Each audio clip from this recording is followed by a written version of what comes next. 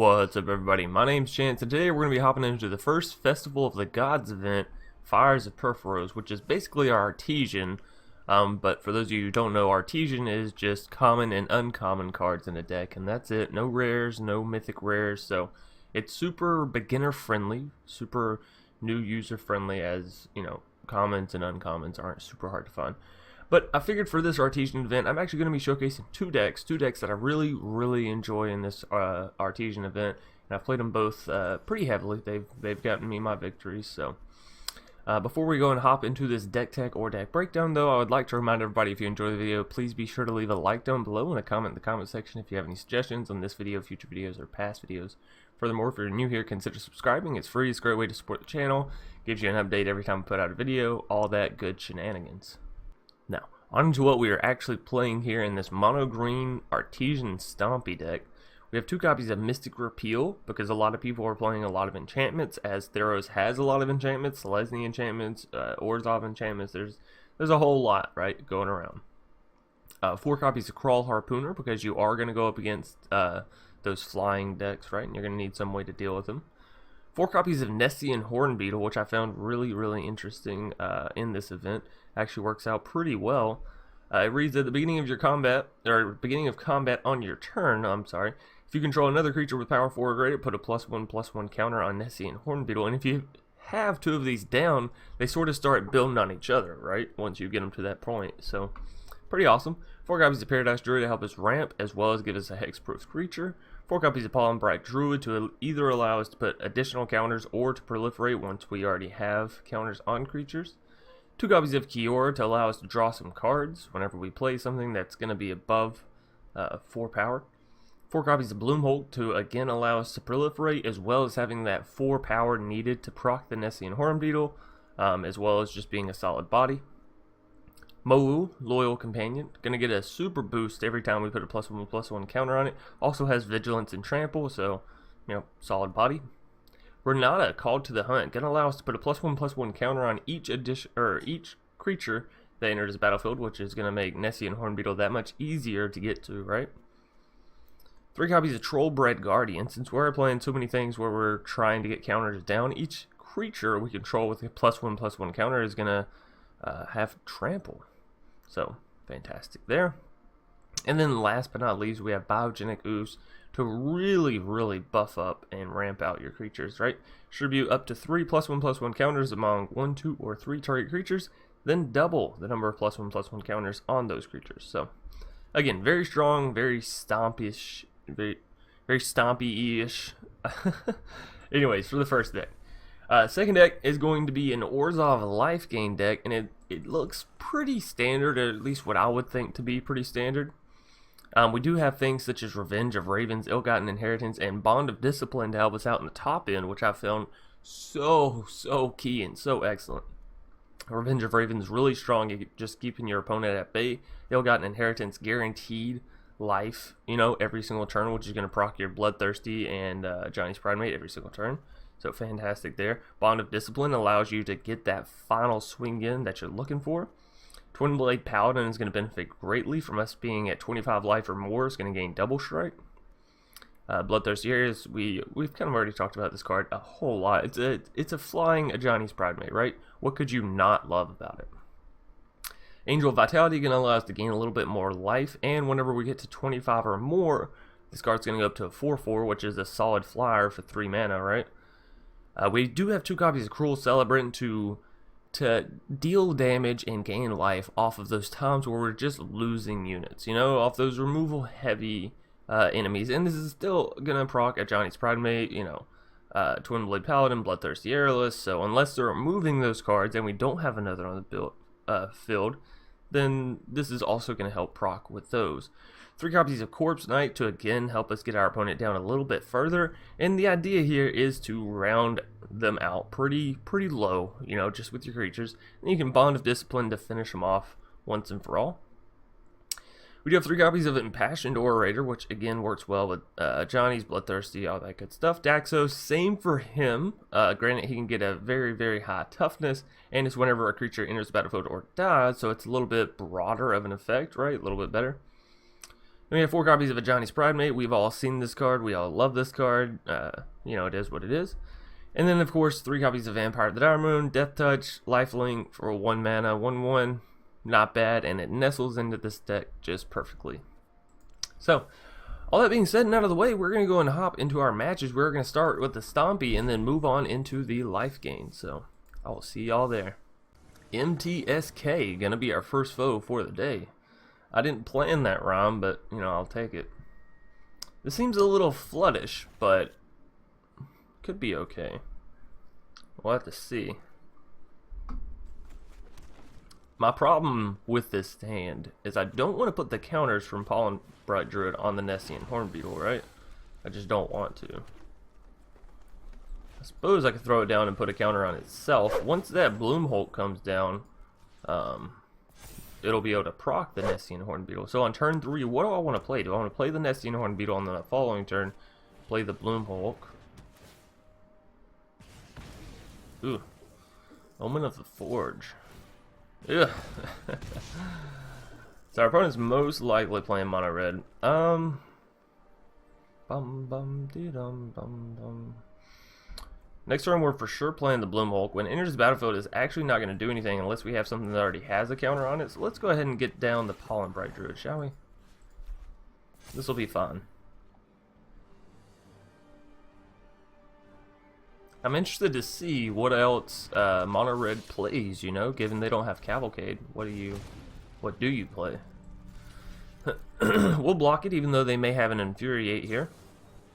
Or Storm Strike, that's really weird. But either way, I'd rather take the damage there than on the chin. So we do have another Pollenbright, a Nessian, and a Bloom Hulk. I think I'm going to bite a bullet here and just play the Bloom Hulk. On the following turn I can play the Nessian Hornbeetle plus Pollenbright and give a counter to the Bloom Hulk, and then next turn after that I can play the other Bloom Hulk. I think that's the best route as far as getting the strongest units, right? Maybe I shouldn't have blocked the Scorch Spitter, you know? We still had plenty of life. Maybe having the creature down was more important. I think so. I think maybe I shouldn't have blocked there. Right? We'd have been up to a 3/3. Okay, so they won't be, so they won't be swinging in or doing anything crazy on this turn. We can go ahead and play the Nessian Hornbeetle. And yeah, I'll go ahead and play the Pollenbright Druid. Because again, I am just going to be putting a counter right here. Counter right there. And actually, MTSK is just going to scoop it out. They said, you know what, that looks really good, and your creature's getting too big for me to deal with. So, game 1 being picked up by Mono Green Stompy, and we didn't even stomp that much, you know, we just sort of coasted. Anyways, we're going to go and hop into a game 2. Slamp. Sort of like a ramp and a slap and a slope, all combined into one. I really enjoy this part of this hand. I don't know about these two. I'll keep it. Why not? You know, we're playing an event that has literally 0 negatives for losing. So, yeah, we'll play it. We'll keep it. We'll try something interesting, new, different. Sure. Slamp, what do you got for me, bro? I'm not gonna lie, I really like their card art here. Not gonna lie, it's pretty awesome. So we did get to the fourth land that we needed. So Renata's gonna happen, unless of course they look at my hand and make me discard it. That would be super unfortunate. Paradise Druid, come on down, join the battlefield, join the game if you wanna. So we can actually get to Trollbred now as well. Oh, okay, never mind. Liliana's Triumph. That works. I mean, I'd rather you do it on Paradise Druid than Renata. I'm not gonna lie. I get to Paradise. Okay, so our opponent's ramping a little bit. Aha! Look at that. I can do my own stuff. Did I just waste a Mystic Repeal? Some would say. Some would say yes. I don't think so. I'm stopping them from ramping.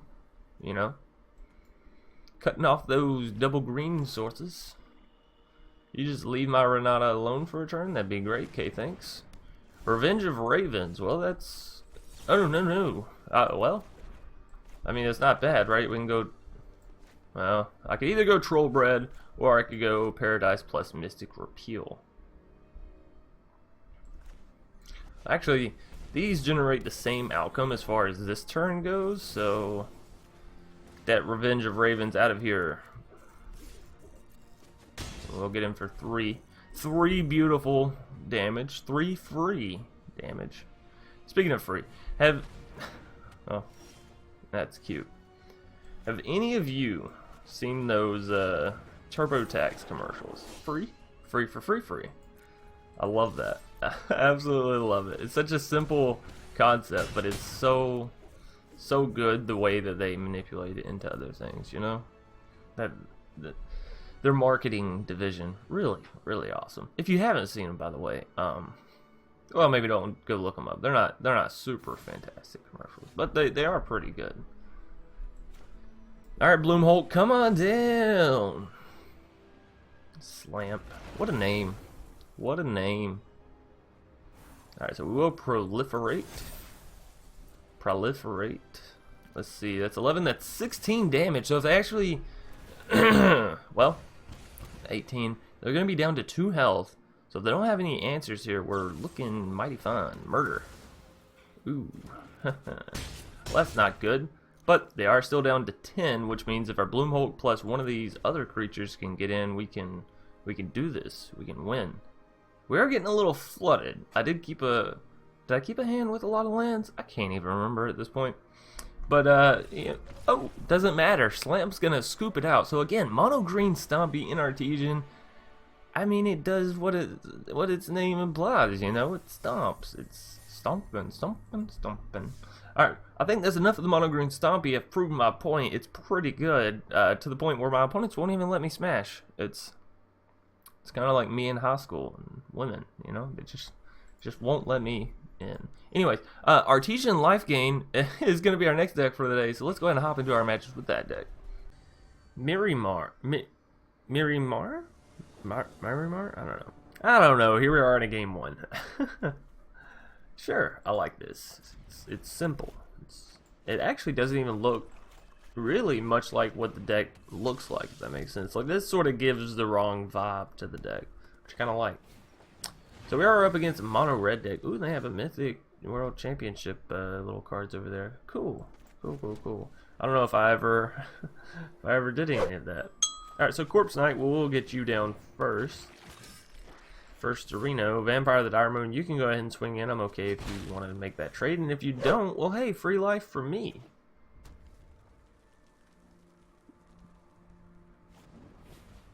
Shock. How shocking! Mono red playing shock. Scorch Spitter. Cool. Come on down. Alright, Cruel Celebrant. It's our turn now to gaineth thy life. Oh, they actually are going to trade us out here. That's fun. We'll gain 2 life off of that Scorch Spitter. Emberhauler isn't good for us because they can actually just immediately kill our Cruel Celebrant, but we do have some Revenge of Ravens in hand if we can get to them.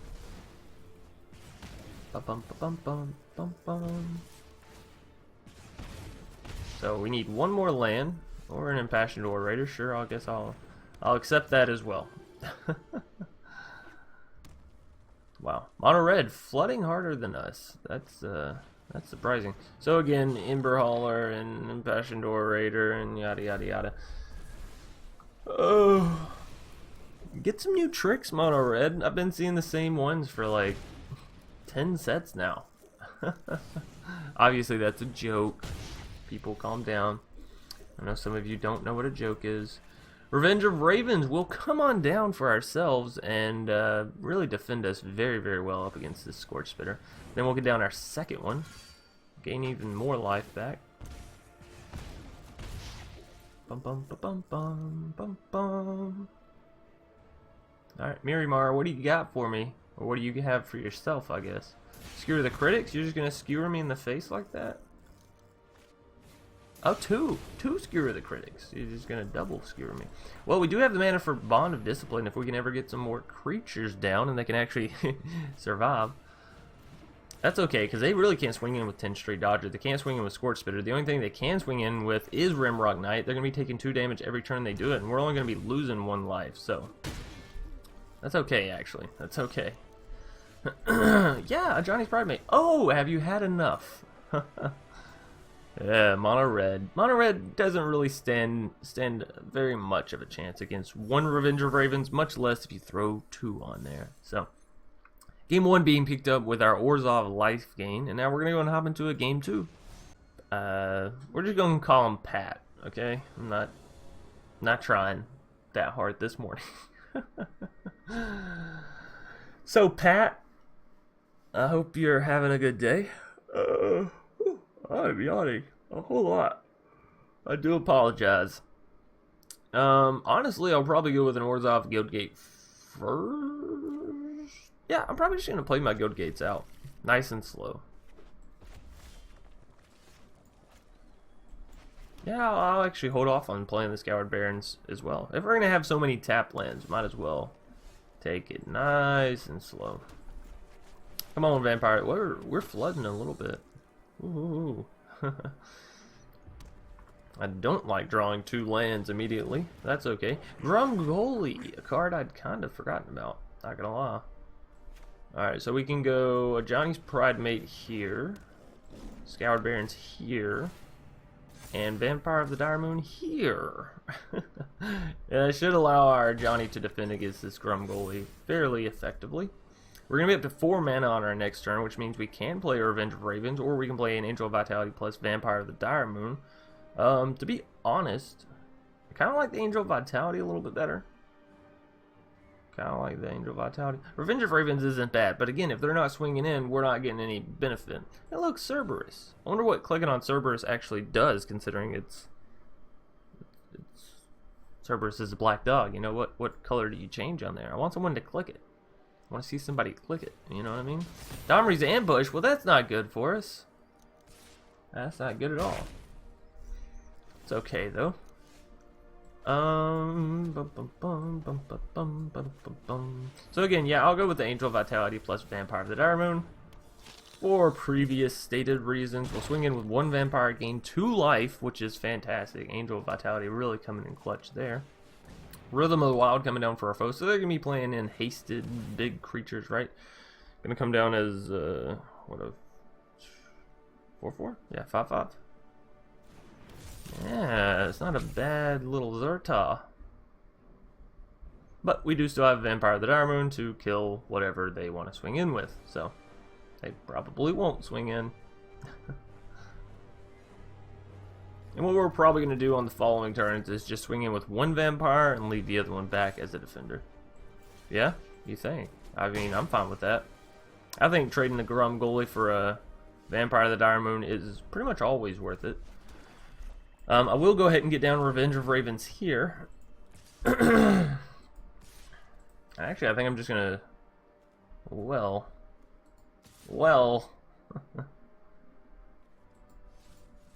I'm just going to swing in with Angel of Vitality, I suppose. Vampire, you can hold the line. We really need to get to 25 health so we can boost this Angel of Vitality up.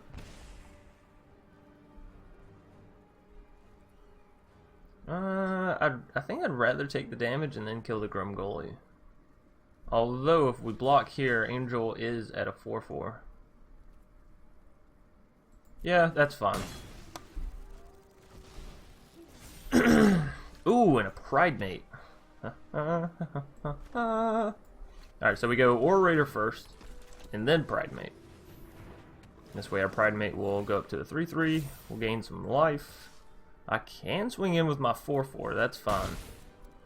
So, our opponent's already down to 11 health. I don't even know if they have anything that interacts with flyers. So if they don't, they're about to be in a world of pain. A world of trouble. Sure, they have a 7/7 and a 4/4 and this and that. But if they can't deal with my Angel, you know, realistically, what then? Yeah, we're going to say no blocks. It doesn't take us out of the 4/4 range for Angel. Oh, yes. Yes. So now every time a creature enters the battlefield, we're going to be gaining 3 life. 3 free life. Our Johnny's Pridemate is huge. And yeah, we have lethal. We have lethal. So that's going to be a GG.